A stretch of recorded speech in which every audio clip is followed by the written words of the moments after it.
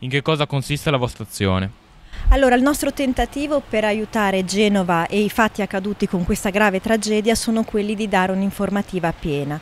Tutti i nostri volontari e sportelli sono a servizio ovviamente gratuitamente per risolvere le problematiche, le burocrazie, dare un orientamento, indicare anche ai soggetti dove si possono muovere, perché per fortuna già ci sono stati i primi atti da parte delle pubbliche amministrazioni e delle società private per venire incontro al problema che hanno avuto gli sfollati e le vittime.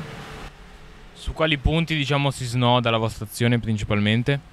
Tanto il sostegno alle famiglie. Ci sarà una problematica che si aprirà per gli indennizi, ma la prima cosa che vogliamo dire alle persone è che chi aveva un mutuo, ad esempio, può, grazie a una legge, agli accordi che sono intervenuti con l'associazione dei consumatori, ottenerne la sospensione. Abbiamo visto Carige che l'ha immediatamente messa in opera, abbiamo visto ad esempio anche Banca Intesa che addirittura azzererà per tutto il periodo dell'emergenza le rate e quindi questo è un bel aiuto. Poi ci sono i contributi per chi non ha ricevuto l'alloggio, sono stati deliberati dal Consiglio del Ministro, che varieranno a seconda del nucleo familiare tra 400 e 900 euro.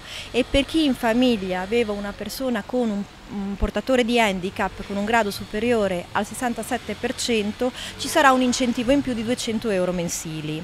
Inoltre, per quanto riguarda poi le utenze, ci stiamo battendo, alcuni sono già intervenuti per ottenere la sospensione dei costi, ad esempio Fastweb l'abbiamo visto che ha bloccato e rimborserà, sospendendo, stornando oppure magari offrendo delle soluzioni alternative. Queste sono informazioni necessarie alle persone in un momento di difficoltà.